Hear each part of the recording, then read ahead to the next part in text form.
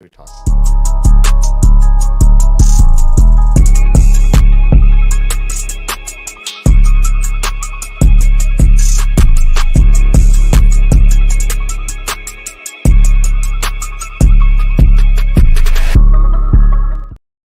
Hey everyone, hope you guys are having a great day. It is November 7th. We are 2 days outside the election. I was not live yesterday because I'm going to be honest with you guys, I was exhausted. I had gotten off the live, made a TikTok video talking about the fact that I had been on live for 4 hours and 10 minutes covering the election, but my wife pointed out that I was actually doing something with TikTok live, like on their official account prior to that. So I had really been like on live for like five and a half hours straight. And then my 5-year-old got me up early, and I was tired, y'all. I was tired, so I didn't get a chance to do any of the news, cover the concession speech, cover, any of that kind of stuff. But let's go ahead and talk about some of that since we're a couple days after. Donald Trump is the president-elect, president number 47. What's really kind of interesting about this is it's the second time in history, I think since like 1885, that you've had a president who splits terms. Right? I think it was Grover Cleveland, we learned the other night, that did it. I think it was like 1885, that split terms, meaning that they had a term, they did not get reelected, then they got another term. And so that's where we're at. So really, like, we're watching history actually unfold. And there's something else about history that I want to talk about too in regard to him and the post-election stuff. I also am going to have some updates for you guys on JP Miller, if you're following that, because there's been some very, very interesting developments on that. I've got some Kohberger updates for you guys, and we have some Diddy updates for you guys. Now, I'll be honest with you.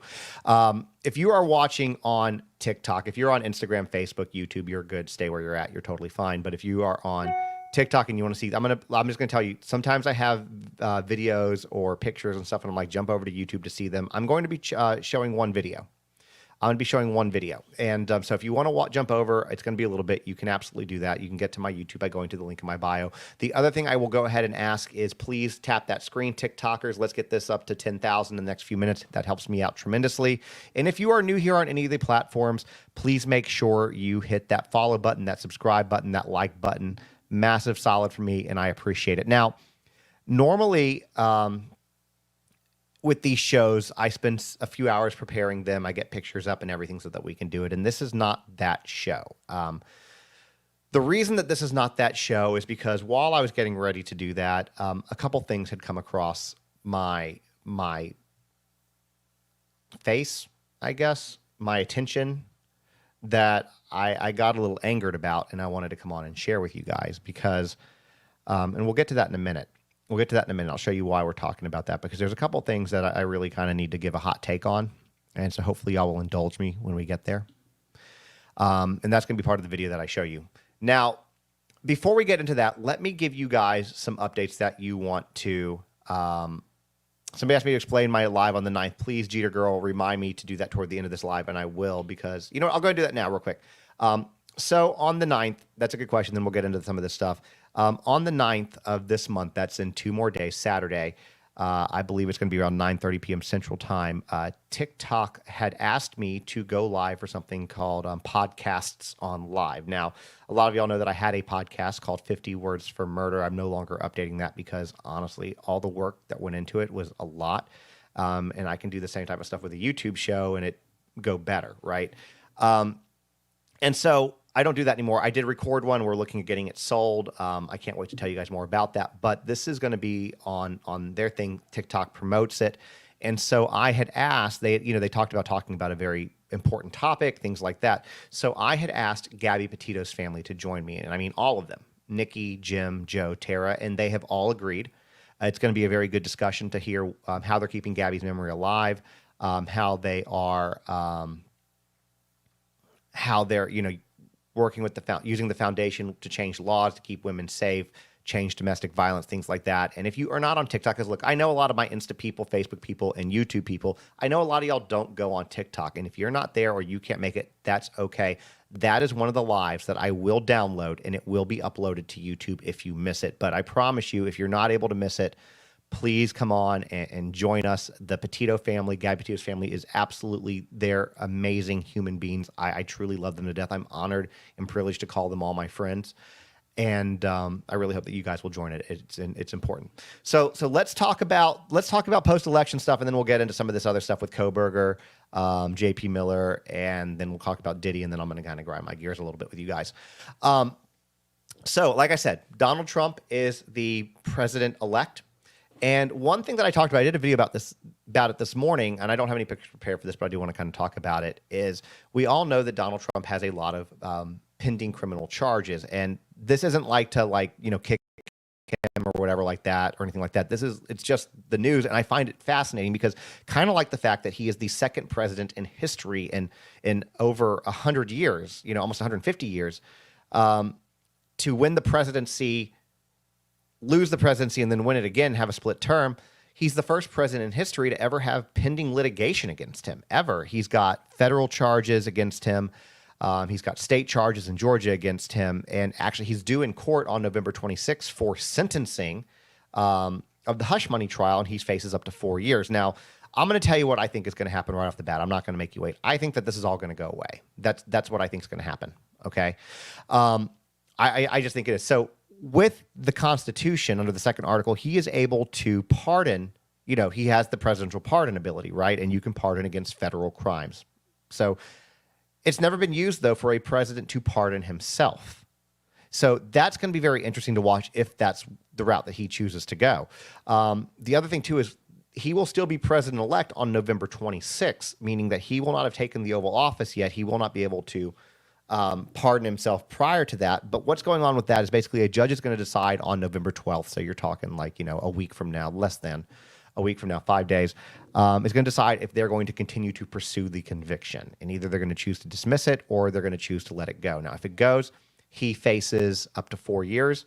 That could be reduced to something like community service or a fine. And you can bet his attorneys would appeal that if that's the case. Now, the Georgia case is a little bit more interesting because, and there are other federal things that are pending. You had I think a couple charges against a couple indictments for January 6th and the indictments for the classified documents. Those are there. Those are part of that. They'll probably go away as well. But the Georgia one's interesting because presidential pardon power only works for federal crimes, and the Georgia ones are state crimes. And my understanding is Fani Willis, who won re-election, plans to continue pursuing it. Now, the issue there, though, becomes, would this impact his ability to govern his public duty, and could that make it go away? And the answer is yes. And I think that's ultimately what's going to probably end up happening.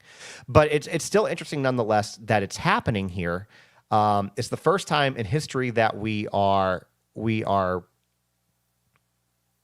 witnessing something like this. And so no matter how it goes, like I said, I personally think that everything's going to go away.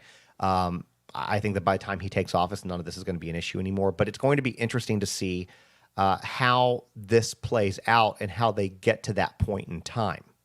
So I find that very interesting. Somebody just asked how long till he pardons Diddy. I actually have information on that, and I'm going to save that for tomorrow's show because I want to make sure I get that properly prepared for you guys. So I do have information about that that's interesting. So let's talk.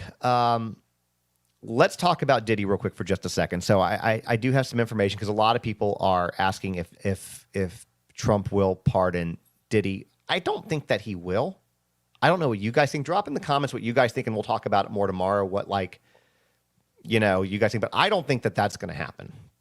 When it comes to Diddy, and I'll talk more about this tomorrow as well, because now that the election's over, I think that we can kind of get more into this because, towards these last few weeks of the election, a lot has been being thrown out about, Diddy's relationship with Trump, Diddy's relationship with Harris, Diddy's relationship with Obama. And I now have information on all of that and all the parties, and we can talk about that from a very neutral standpoint. So what's going on with that? But what I can kind of tell you as a preview is there was a time going back to the 90s where Diddy and Trump used to be really good friends. In fact, he even rapped about him in a 2006 song, implying that he now had the same wealth as Trump did. But come 2020, they began to see very differently, had different perspectives on things, and Diddy was no longer a Trump supporter and was very vocal about that. So I can tell you that by the time 2020 rolled around, I'm guessing probably even 2016, Diddy wanted nothing to do with Donald Trump anymore. So for what that's worth to you guys, we'll talk about a little bit more of this. So that's why I don't think that Diddy's going to be looking at a pardon. with anything like that. So we'll talk more about that tomorrow as well. The other thing that I want to talk about is his son, King Combs, has taken over his Instagram to try to help his PR image. So I find that interesting. We'll talk more about that as well. And the other thing that I want to talk about, oh my gosh, where are my notes here? So I can go back and see what I have. Like I've got like 15,000 tabs up here talking about this kind of stuff. Oh yeah, the other thing that I want to talk about, the other two things I'm going to talk about tomorrow is I know there's a lot of y'all out there that love the conspiracy theory that Diddy has a clone sitting in jail and Diddy's not really there. We're going to talk about that. And we're also going to talk about the connection to the Menendez brothers because a lot of y'all have asked about that. So like I said, tomorrow is going to be a hell of a show. We're going to have pictures and stuff. You're definitely going to want to tune in for that. I can probably even make an event for that because y'all are going to want to see that one. It's going to be a very good episode. That's the point. And I'm going to touch on this one too real quick. Those are all things. The other thing that I'm going to talk about too with Diddy is we did not see any new lawsuits drop this week, at least as of now. I do have an update on Relentless Aaron's lawsuit. He gave me one. I'm going to give you guys information more on that tomorrow after I clarify some of that. Somebody asked if I record episodes. So yes, if you're watching on TikTok right now, I am also live on YouTube. So if you're coming in late, want to see what you missed, you can jump over to YouTube, go to the link in my bio. That takes you directly to the YouTube right now. And you can watch it, you can follow. I'm trying to grow that platform because TikTok is probably eventually going to go away. That's still on the docket, guys. Don't forget that. So, please go follow over there if you are so inclined. But yeah, they're saved, so you can go watch them for sure. But there's just a lot with this, but we've not seen any new lawsuits this week. And I don't know the exact reason why, but let me give you my theory as to why. Tony Busby likes the publicity around these lawsuits. He likes the news cycle to be slow. This is what I've kind of gathered covering this for the last, 50 days or so. Michelle, TikTok does not need to go away. It's how myself and a lot of other people make their living. So no, I don't want to stop supporting my family. I would disagree with you. Possibly manage it a little bit better, but go away. No. But that being said, I think that because of the election week, that's why we haven't seen any new lawsuits drop. That's my opinion, based on kind of what I've seen covering this for the last 50 days. Now, let's talk about JP Miller real quick. And like I said, if you're tuning in, I have a hot take I'm going to get into here in a moment after we talked about these couple of things. It's been, 50 days roughly, but I want to talk about JP Miller, and again, I'll have more pictures and stuff, including the mugshot tomorrow. JP Miller, guys, has a rough week. I have spoken to him via text once since then, and before people come at me, I have numbers for both JP Miller and for Micah's family, and I speak to both of them. Okay, so just so you know, it's the interest of fair journalism, right? So that being said, we're going to talk more about this tomorrow, but JP Miller had the FBI raid his house. My understanding, I'm going to try to get some clarification on some of this stuff, is that it had to do with something like interstate domestic violence is what I believe. Don't hold me to this. Again, I'll try to get more clarification before tomorrow. That also he left, my understanding is 2 minutes prior to the FBI's arrival. Now, I don't know if that's true or not. Or if it had to do with financial crimes that they were allegedly investigating prior to Micah's death. My understanding is that whatever this was that they rolled up on had to do with prior to Micah's death, and had nothing necessarily to do with the death itself. He also was arrested, though, today, or last night, today, this morning, whatever, on assault. He was fingerprinted. He had his mugshot taken, which I can't wait to show you guys tomorrow. I might even do a video on TikTok about it today. And he was released. He's out on bond for $776. That was his bond, and he's out on that. But the thing is, JP, well, and my understanding too is Solid Rock. The church has been cleared out. There's no more services there. It's done. So again, I need to get some more clarification on that, and we'll talk more about it tomorrow as well. I want to build a really strong show tomorrow for you guys. But very interesting. He went from being very untouchable to now having all this stuff, and I think that he's truly in a spiral right now, because there was a time where he had allegedly assaulted, I think they're still going to court, Jay. Jay comes in here sometimes. I'm the guy who during the protest dresses up as Jesus, and he had assaulted Jay allegedly, and he just walked free from that. But now he's getting arrested, right? So I think that he's kind of in a spiral. Things are kind of going on with that. I think that that's interesting. Yeah, church is closed. Things have moved out. What was the other thing I wanted to talk to you guys about? I told y'all, let's see, it was the post-election stuff. We talked about Diddy. We talked about, Kohberger. Let's talk about Bryan Kohberger, guys, is sitting in court right now.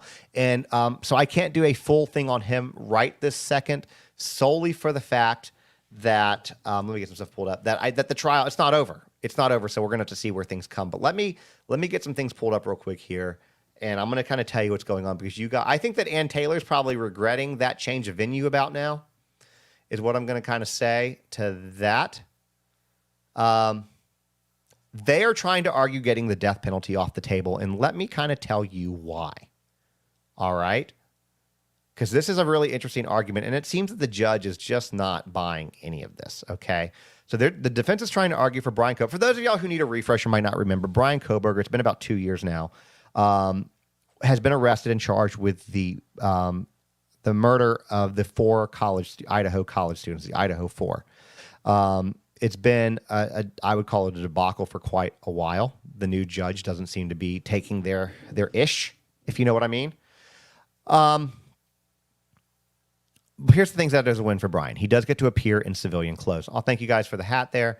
On TikTok, appreciate you. But he gets to continue to appear in civilian clothes, suit and tie, which they're saying it's not a security issue, which is good for him because, there is that whole mentality if you pull up in an orange jumpsuit, that you're already going to be prejudged by the jury. So he gets to come in civilian clothes. So that's good for him. That's good news for him. But they're arguing that the death penalty should be taken off the table, and listen to the reasons why.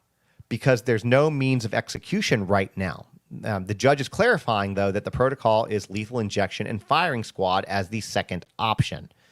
Now, for those of y'all who might not know, during COVID, the cocktail of substances needed to create lethal injection, it was hard to get those. So Idaho voted to bring back firing squad in the event that lethal injection chemicals weren't available. Okay. So the defense is arguing, though, that the firing squad death option was brought about because of the shortage of lethal injection cocktail substances, is how we're going to word that.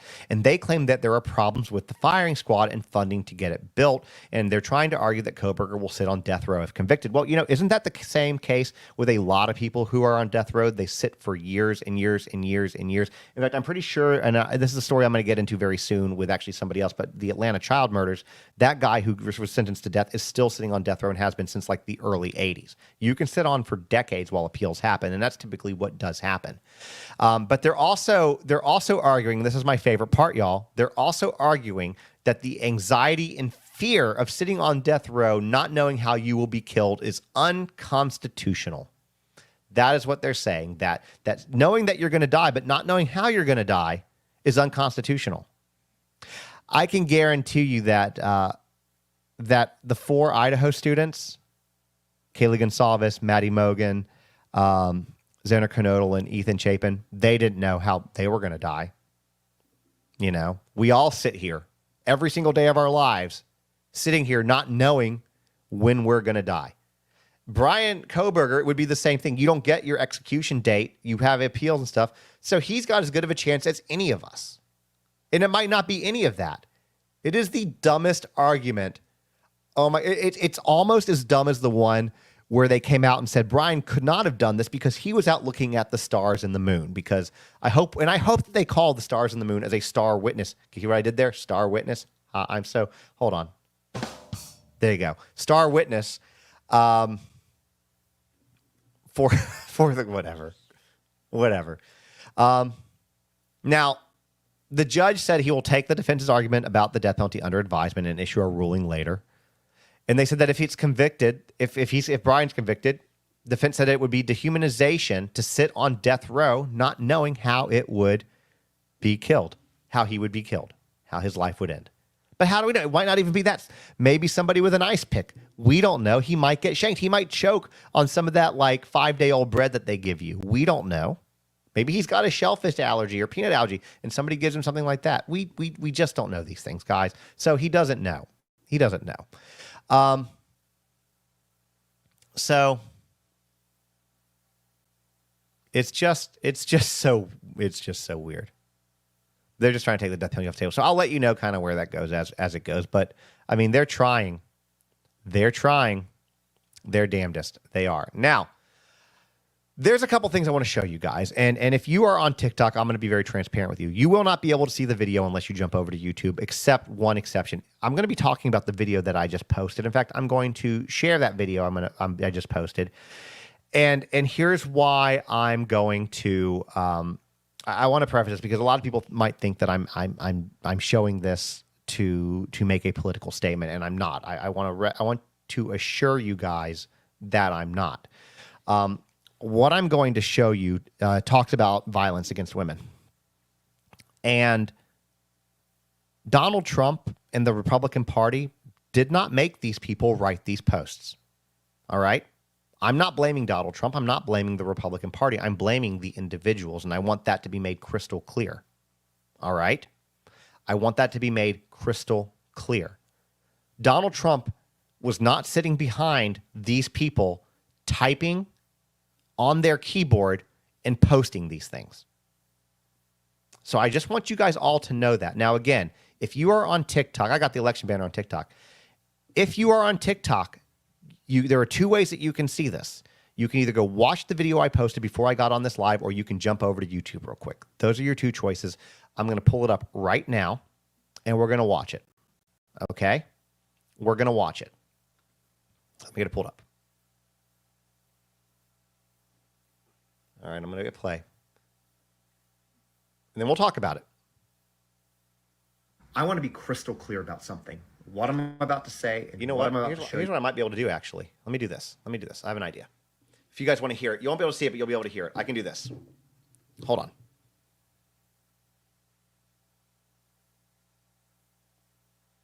Okay, now let's do it. I want to be crystal clear about something. What I'm about to say and what I'm about to show you is not about politics. This is not about parties. This is not about Donald Trump. This is about... Now, you won't be able to see the post. The individuals choosing to post about assaulting... Sorry, you won't be able to see the post unless you're looking at it. I can't help that, but you'll get the point. Women celebrating violence and thinking that you're untouchable. Donald Trump did not force you to write these posts. He did not force you to threaten violence. That was your choice. Your fingers on the keyboard. Your decision to show the world who you really are. For all you self-proclaimed alphas, let me enlighten you a little bit. The internet is forever. Those posts, they're being archived, screenshotted, saved in my video and others' videos. Future employers, your partners, your kids, your moms, they'll all see who you chose to be. The judicial system doesn't care who you support, and threats of violence aren't protected speech. Don't believe me? Well, ask all the invincible men who are sitting behind bars right now and ask how they feel now about their edgy posts. Saying that it was just a joke won't save you in court. You're not clever, you're not edgy, and all you're doing is documenting your own downfall.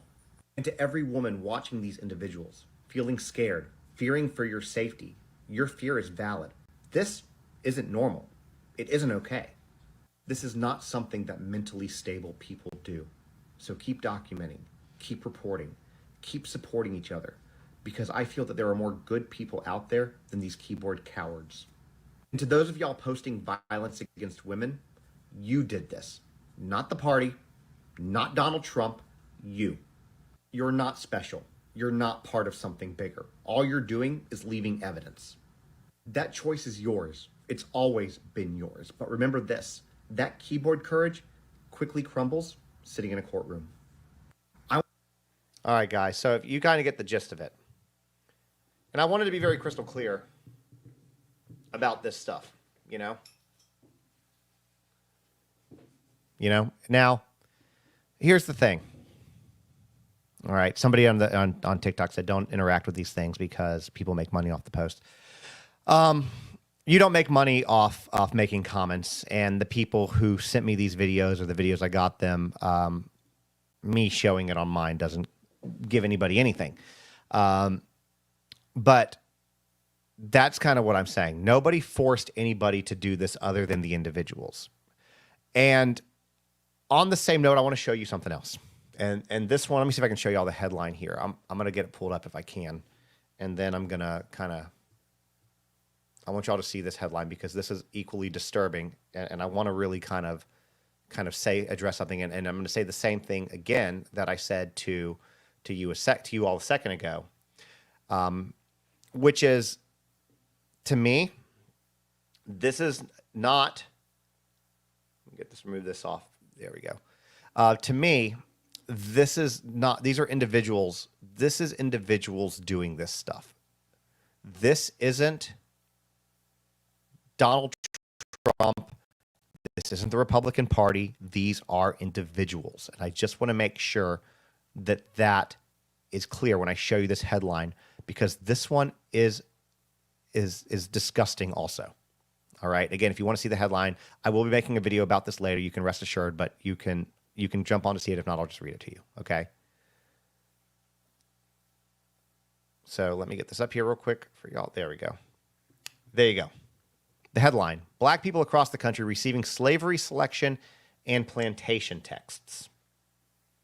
Like, I don't know why people feel so feel like this is okay, feeling so emboldened to be this, but let me kind of read you some of what people are doing, okay? Apparently, Black Americans across the country are reportedly receiving texts about being selected for slavery since this election, okay? And again, I'm not blaming. Donald Trump isn't sending these texts. These aren't coming from PACs. These aren't coming from campaign headquarters, all right? It's coming from individuals that choose to make these sick and disgusting comments. One said, I'm going to read you some of these that were shared. Good afternoon, Renee.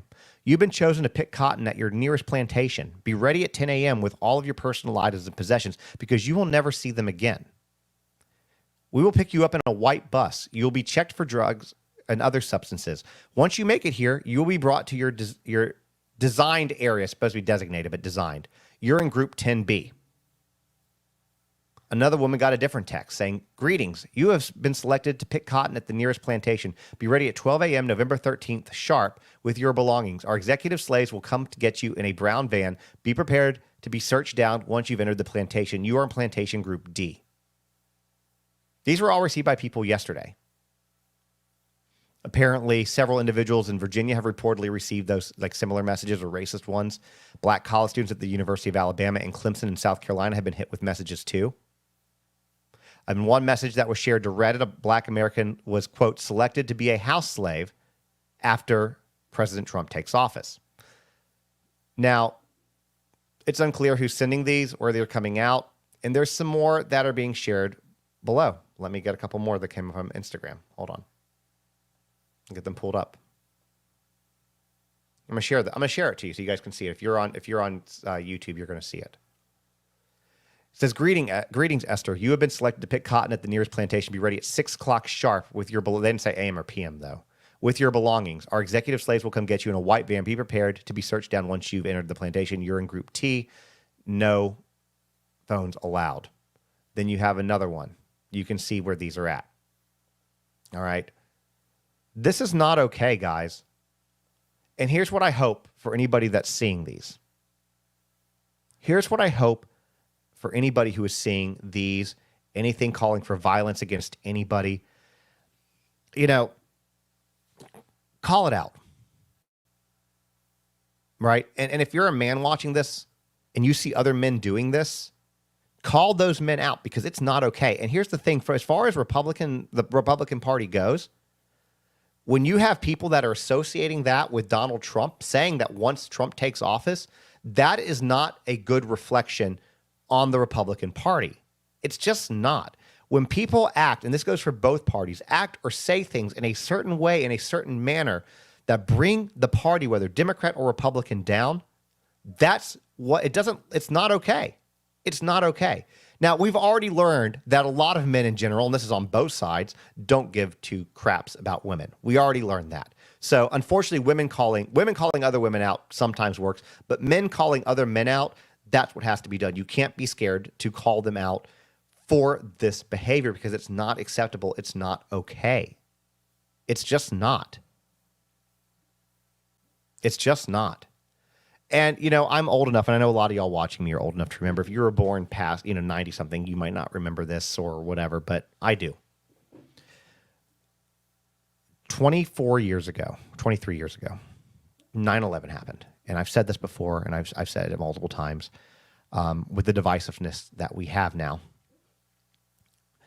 And on 9/12, on September 12th, 2001, we were all Americans. We were all united. We all came together. Black, white, man, woman, didn't matter. Democrat, Republican. And we came together to support what happened in New York, to support the families, the loved ones, the attack on our nation. And now we have become so divisive that we're so far from the people that we were back then. And it's sad, and it's embarrassing, and it's pathetic. All these people that do this, that post these things, whether you're Democrat, whether you're Republican, no matter which side of the aisle is posting these things or what they identify as Americans, it's embarrassing for all of us. The world is sitting here watching this, and it's embarrassing how far we've come since then. Minus the Islamophobia, obviously. And that's why I came on quickly and I didn't build the show, because I was so angered by seeing these things, by seeing what people are doing to, these are our, for the women, these are our sisters. These are our wives, our girlfriends, our mothers, our daughters, granddaughters, and they think that this is okay.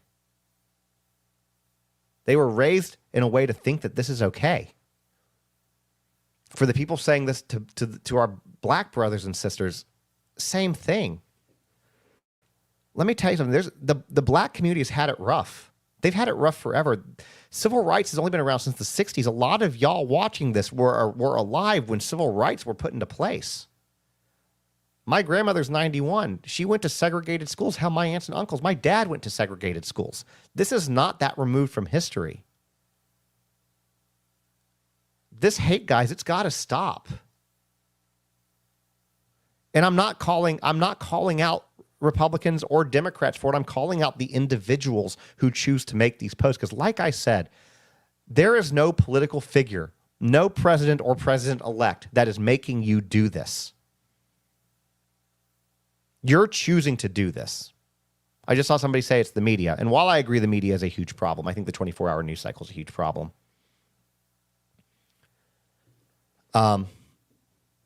The media likes to sensationalize, but at the same time, the media isn't making people say these things. People are choosing to watch the media and say these things. There are plenty of people who watch all these same people that spew hateful rhetoric. They have platforms. They're always going to have a platform. And even people that aren't famous, there's YouTube shows about it, things like that. They're always going to have that. There's always going to be people who identify with that group. I mean, even prior to the media, you had groups like the KKK. You have groups like neo-Nazis, right? You have those. Outside of political sectors, you've had those long before Donald Trump even existed. Well, actually before he existed, because he was born in 48. You've had these long before. KKK goes way back, right? Neo-Nazis go way back. This isn't a new thing. This isn't a new thing. But it's bad. And we've got to change that. These people aren't less than us because their skin color is darker. And for my white brothers and sisters, I'm going to encourage you to do this. Unfortunately, it takes more people that look like us to call out that behavior to other people that look like us. Unfortunately, that's the case. But this is alarming and it's disgusting. And people are going to get hurt. People are going to get killed because while some of it might be rhetoric that they're joking, they would never follow through, there are people crazy enough to do it.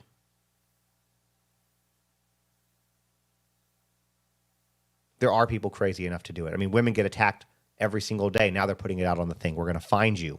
We're going to do this to you. You don't have control of your bodies anymore. We do. It's not okay. And if you have a brother or a son or a partner or a parent that feels this way, call them out. if they're one of the ones that are bold enough, especially to post it online, I'm going to share. Can I share something with y'all? I'm going to share something personal. Can I get vulnerable with y'all for a minute? Can I get vulnerable with y'all for a minute? I'm going to do it anyways.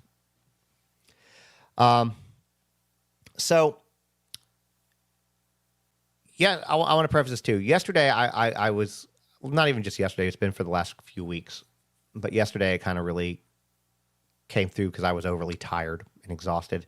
And I'll say that this has nothing to do with the election. I'm going to preface that too because this has been going on long prior to the election. This platform started off with my journey, having been no contact with my mom after my daughter's death. She was born as a preemie. All right. And I had a problem even being as tired as I was falling asleep last night because I kind of got in my head about it, right? I'm going to talk about my dad in a second here for this. My dad, well, my mom I've been no contact with. It'll be 6 years in February. And if you don't know the reason for that, it's a pinned video on TikTok, and I can talk about it on a different live for anybody who wants to hear that. But it's been nearly 6 years. My dad, I've been limited contact for about 2.5, 3 years now. And I'm going to tell you why real quick, okay? My father is Jewish, and I'm half Jewish. My mom is Catholic. My wife likes to call me a cashew, kind of funny. But my dad is full Jewish. And when Kanye West started making the anti-Semitic comments he made, my dad had flown in to visit us, and he had just gotten from the airport. We were in the driveway. He had not even made it into his house. Into our house. He hadn't even made it to our house. He came to visit my daughter, who was, I think, 2.5, maybe just turned 3 at the time. Came to visit us and talking about Kanye. He gets out of the car, angry, spewing stuff about Kanye, and drops the N-word. Now, the N-word is a word that I don't use, I don't support, I don't tolerate. And I called him out for it. I sat there, I'm like, don't use that word. My dad was born in 45. He'll be 80 next year. Don't use that word. Don't especially use that word in front of my child, because children repeat everything. And that's the last thing I need to do is have my child go to school, repeat that word, and me have to explain that my racist ass father decided to drop that in front of her, because that's a word that I don't do. And if you follow me on my platform, you know that I support the black community. I stand with the black community against racism. I always will, because that's the right thing to do. And that's the case with this too. And you would think that it would have gotten better after that, but it didn't. Because the next thing my father said, the next thing he did is he pulls up his phone, right? He pulls out his phone and he starts showing me his TikTok. My dad's on TikTok. He starts showing his TikTok. And he starts showing me his algorithm, which is the half-naked dancing, women half-naked dancing young girls. Sorry, I didn't mean to pull that back up. And I look at him and I said, Dad, his wife, his new wife number 7 is standing right there. And I said, Dad, the only reason your phone would look like that, your algorithm would look like that, is because that's the content you interact with. And then he proceeds he gets nervous. He starts to put his phone away, right? And then he starts talking about the way women dress at the airport. I'm like, Jesus Christ. And I kid you not. I kid you not. When he says the way women are dressed at the airport, he was basically, I had exactly the exact way he transitioned it, but basically they deserved it based on what they were wearing. Okay, so my wife, I'm going to come back. I am too bare to address that, because I actually am versed enough to speak on your thing that you said. I'm going to do that in a second. My wife pops back at him before I can even say a word, and says, "So my daughter's name is Victoria. She's 5 now." Pops back and says, "So Victoria's 14 years old. She's on the beach in a bikini. She's asking for it." It's not okay. My dad was military, was in the Navy, doesn't believe women should be in the military because men can't control themselves. He's said that before. So why would I want that influence around my daughter?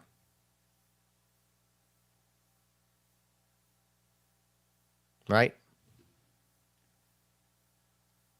Why would I want that around my daughter? So I'm struggling to go if I want to go ahead and take it to full no contact and just be done. But then I don't have either parent anymore. And I struggle with that. And then I'm going to talk about my brother for a second. My brother, I understand, is the product of the environment that we grew up in. Unfortunately, my brother and I, it's funny, my brother and I, we joke that we have the same parents, but we're from different marriages because my parents got married and divorced. Got married, had my brother, got divorced, then got married again, had me, and then got divorced again. So we make the joke that we have the same parents but different marriages.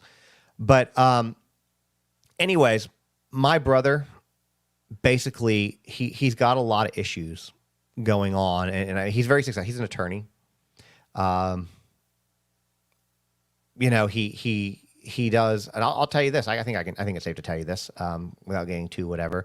My brother does a lot with for my entire life. He's been very, very involved, heavily involved in the Republican Party where he's at, and he immersed himself in that to basically get away from the situations that we were in. So when my parents were getting divorced, my dad would steal his house key, make copies of it, hide tape recorders under my mom's bed to try to find out where money was, where she was stashing money, and make my brother change the tapes. And this is when my brother's like, I don't know, 8, 9, 10, 11 years old, somewhere in there. And then we had a stepfather my mom was married 3 times, 4 if you count my dad twice, but 3 times.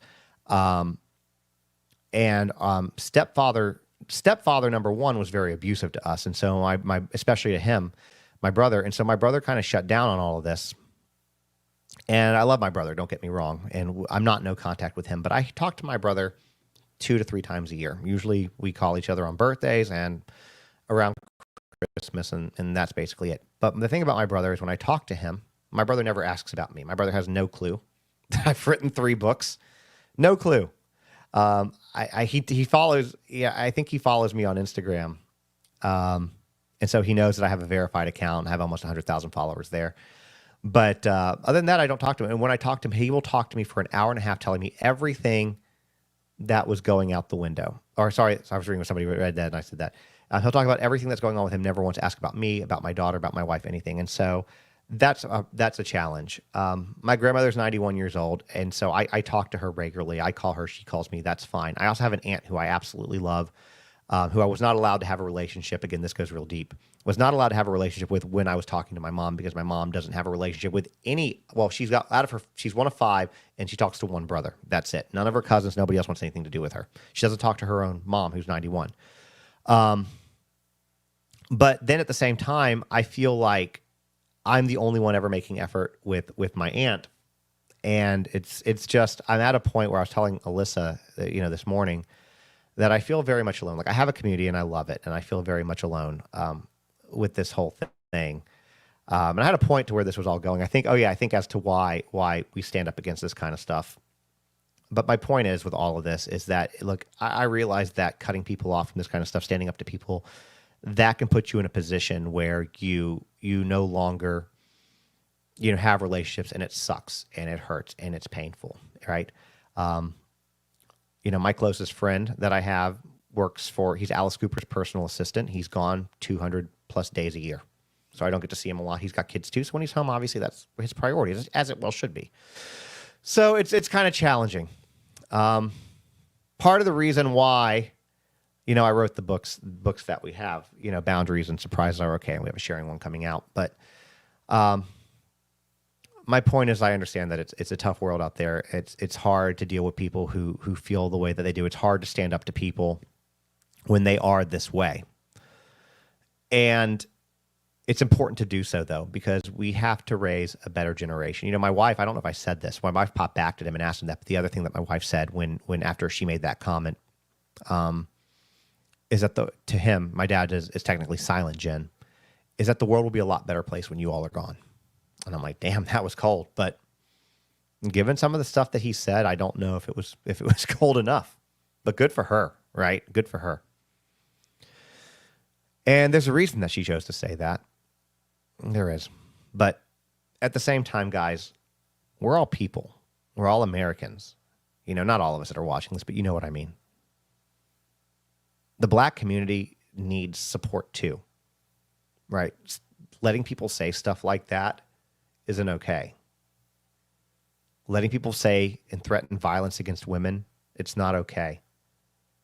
And if you are a woman, you know why. If you are a man watching this and you have grandchildren, granddaughters, daughters, sisters, you ever had a mom, you know that this isn't okay. So in my opinion, these people that are saying these things like that, these are very emotionally immature little boys. I don't care if they're 45 years old. They are emotionally immature little boys. And they need to be treated as such, and they need to be called out by, since they don't respect women, clearly, they need to be called out by men who actually are men, who want to teach them how to be a man and what's okay and what's not okay. And that's just the bottom line. And I have a large platform, so I will scream that from the rooftops. Somebody said my friend has a cool job. Yeah, I agree. So this picture of Johnny Depp behind me, talking about so Alice Cooper's in a band with Johnny Depp. So he actually took this picture. My friend Kyler took this photo and had Johnny sign it for me. So I'm very grateful to him. I get a lot of fun perks from that. So the other thing I want to address though real quick is a couple things. So somebody said, and I'm not picking on I Am Too Bear for saying this, but I want to explain something that people might not know. I'm going to pin this comment up and then I'm going to read it for those who don't see it. It was talking about, here we go, going back to the N-word. And it was said, and this is what it was said, is that the word is in every rapper song, it's sad. So I've done a lot of research on this, and I'm sure I have people, black brothers and sisters watching this right now, and if so, and if I'm wrong, I'm out of line, you can correct me. I will always say that. I'm always up for a learning experience. There's a big difference in the way that they use it and the way that a white person uses it, or anybody else. If you use it with a hard R, that's not okay. In fact, in fact, being white, it's never okay to use it even with an A instead of even a hard R. You can't use it at all. Okay? It's not okay.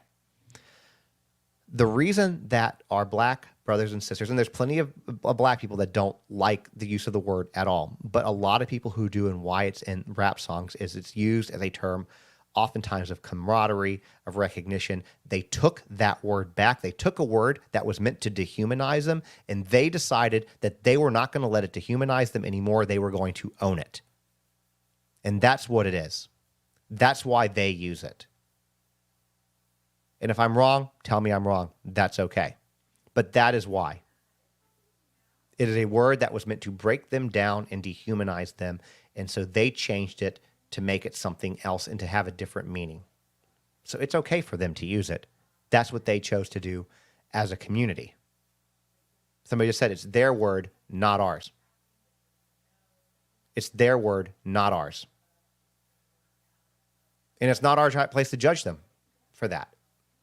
Because unfortunately, people that look like us use that word against them for so long.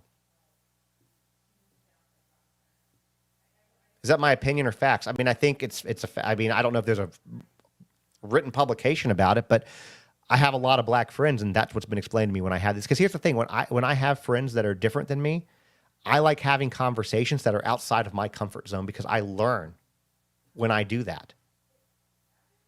I learn when I do that. I will have conversations that are uncomfortable that we don't want to have. Because I learn from it. Sometimes it's good to get out of your comfort zone. It's good to get out of the echo chamber. And I will always use my platform to speak on these types of things. Always. Anyways. Don't use the word. That's all. Anyways. I think that's what I got for today. So like I said, tomorrow... real quick before I go, though, tomorrow we're going to have a pretty big show. I'm going to have a chance to build it out properly. We're going to talk a lot about stuff about Diddy. Like I said, the connection to the Menendez brothers, that we're going to talk about the rumor that Diddy's clone is sitting in jail. I can't believe that. I have to say that with a straight face. We're going to talk about that. We're going to talk about the connection between Diddy, Kamala Harris, Barack Obama, and Donald Trump. We're going to talk about that from a very non-political standpoint, just from a factual standpoint. We're going to talk about all the JP Miller stuff. I'm going to be proud to show you guys the mugshot. Somebody asked about what time. Probably around 3:30-ish usually, but it's going to be on YouTube, so it will be saved if you miss it. Um,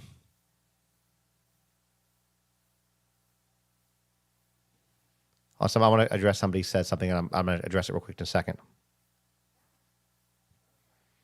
But we're having lots of we're going to talk about. It's going to be a really good show. We're going to have a lot of tea tomorrow.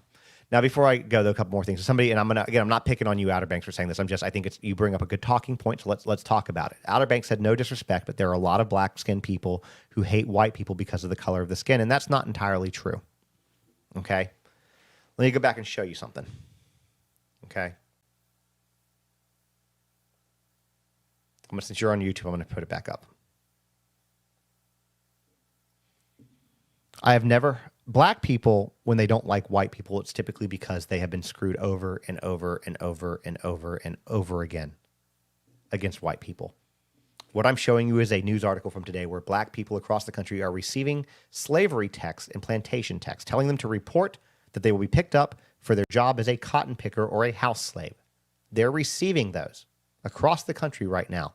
That is not something that our black brothers and sisters have ever done to us. I get why some of them hate anybody that looks like us, because they've been screwed so much by a lot of people that look like us. We're not all those people, but those people do exist, and it's naive. And it's kind of like women. When women say we choose the bear, and the argument that a lot of guys say, well, it's not all men. You're right. It's not all men. And it's not all white people. But you don't know which ones are safe. That's the issue. You don't know which ones are safe. And that's why. And that's why we're speaking about this. And let me tell you what, if there are black people out there that don't like me just because the color of my skin, well, you know what? They've only had about 60, 70 years to be able to feel that way, whereas we've had hundreds.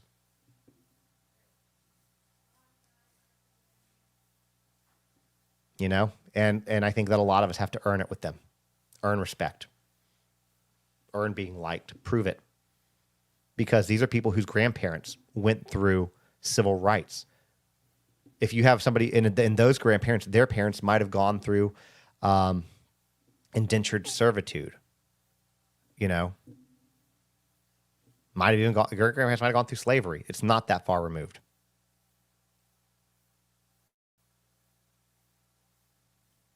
It's not that far removed. Is my point. Somebody said, what do grandparents have to do with anything? Let's talk about this. You guys are asking good questions. Let's talk about this. What do grandparents have to do with anything? This was on TikTok. I've talked about this fact before. I'll tell you what they have to do, Frankie. Frankie Vegas. Cool name, by the way. Cute dog. I'll tell you what has to do with things. Grandparents are not that far removed, and they help shape your parents. They then also help shape you, because the values that they instilled in their children, your parents typically instill in you. I think we can all agree to that, right? Did you know, from a presidential standpoint, we've only had one president, who wasn't born during the time of segregation? One, and that was Barack Obama. Barack Obama was the only president that we've had born post-segregation. All right? Let that sink in for a second. So when you think of every president that's come before that, you're talking Donald Trump, you're talking Joe Biden, you're talking Bill Clinton, Bill Clinton, Reagan, all the way back. All the way back. All the way back. Those people instill values. Those people are the ones who are making laws, and that's on both sides, Democrats. Because I mean, think about it. Our legislative branch, y'all, they are old. Both sides. Both of them, Democrats and Republicans, they are old, y'all. It's like they need to be going to the nursing home, not to the House of Representatives. Most of them, right? I mean, I think isn't like how old is Mitch McConnell? Like 80 something.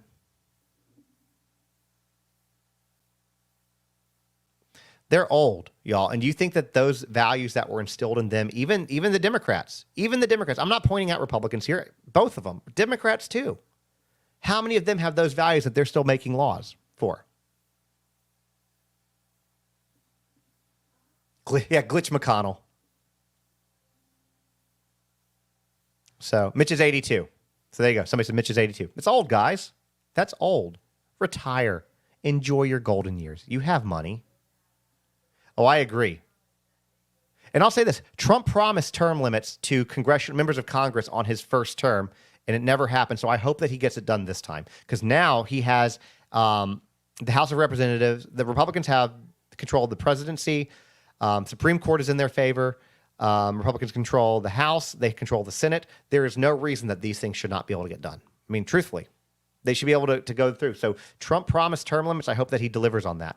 Oh, Pelosi's like 100, but didn't she say that she's not running again? But yeah, Pelosi's super old too. Chuck Schumer, all of them need to go.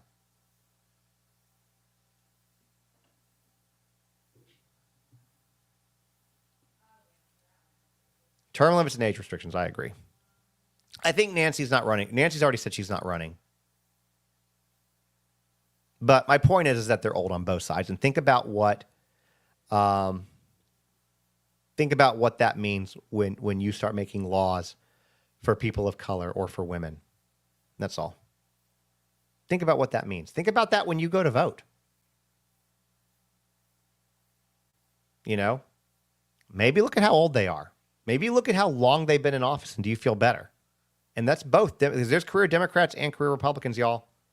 And millennials. Let's talk about millennials for a second. We're one of the most unrepresented groups in politics, and we are the largest population. Boomers are no longer the largest population. They might not even be the second largest anymore.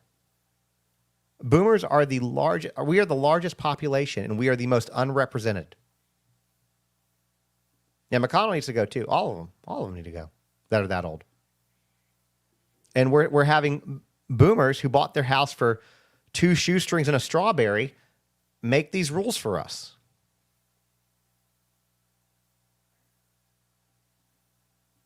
And again, that's Democrats and Republicans, y'all, because let's be real. Here's the thing. I don't know if you guys know this. This divisiveness that we experience, with few exceptions, it's like lawyers in a court. All right? It's like lawyers in a court. You can have Ann Taylor. I don't know. I can't remember the name of the prosecutor for the defense, or for I don't remember the prosecutor's name in Idaho for off the top of my head. But you have him and you have Ann Taylor. They might go out to lunch. They might have drinks. They might hang out on the weekends. These lawyers can go toe to toe in court and have a great relationship outside of court. They absolutely can. A lot of them are friends. It's the same thing when it comes to your representatives and your senators. Thompson, thank you. You know what I'm saying? They're friends. Same thing. Democrats and Republicans, they cross aisles all the time. They go in each other's office. They plan things. It's an us versus them. It's not a Democrats versus Republican. It's an us versus them. And here's what I'll tell you. Here's what I'll say, because it took me a long time to get out of my echo chamber, because I was in one for a long time. And when I did, I learned some stuff. For a lot of Democrats, you were taught that Republican is a cuss word. For a lot of Republicans, you were taught that Democrat is the biggest insult somebody can call you. I grew up in the South. Believe me, I know that that's to be true. Okay? And once you get away from the mindset that that's the case, that we all bleed red, we're all Americans, we all just want to survive and have what's best for our families, and you can sit down and talk to somebody and have an open mind who has different views than yours. I'm not talking about these people who are racist, misogynistic, who view anybody but them as less than. I'm talking about reasonable, rational people, okay? And you can sit down. I bet you'll find that you guys have a lot more in common than you think. Right? Stop thinking that Democrat or Republican is a cuss word. Stop thinking it's the biggest insult you could have.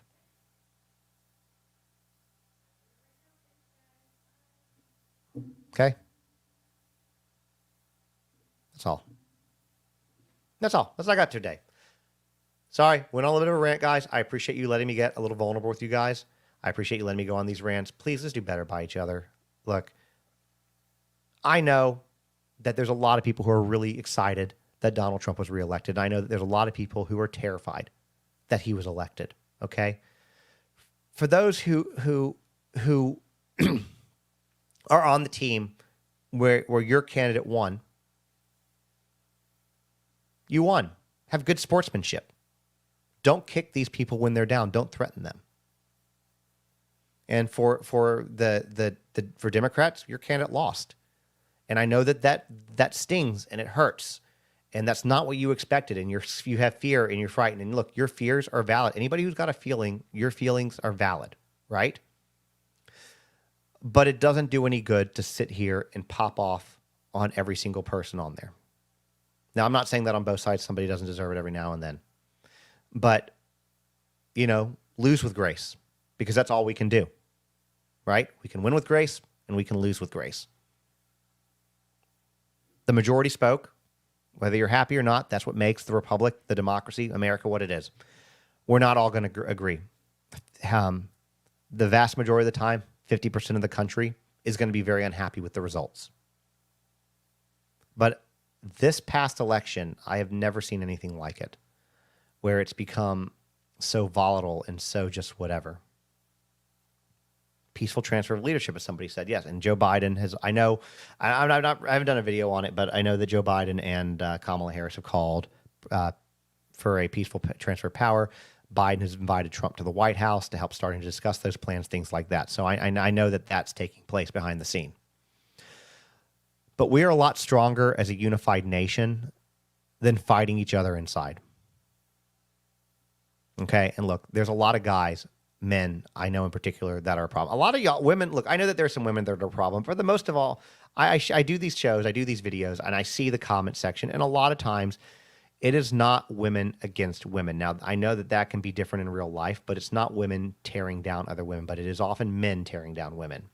And so I will unite with y'all on this anti-man thing. I mean, shit. If I was a woman, I think I would be doing the B4 movement, not even having to do with politics, just because of the sheer safety that so many men are trash. But anyways, that's it. And here's the thing that I'll tell you. For those who again, for Trump, as we're talking this post-election stuff, Trump won. Again, it looks like House, Senate, and obviously we know that the Supreme Court is all very right-leaning at this point. Everything should be able to get done quickly, and I hope that everything does. I hope that everything is better. I do. I hope that everything is better for every single person in this country. That is the goal, because wanting the person at the helm to fail is like being on a plane and wanting the pilot to crash. And that goes for those of y'all who talked ish about Biden. That's for those who talk ish about Trump. Being an American, being in this country, and wanting the leader to fail is like being on a plane wanting the pilot to crash. And that's all. You guys keep asking me who I voted for, and I'm not going to tell you. I'm not going to tell you because I'm not going to alienate anybody. But I'll put it this way. I'm not thrilled that this was the best our country came up with. All right? And that's my answer.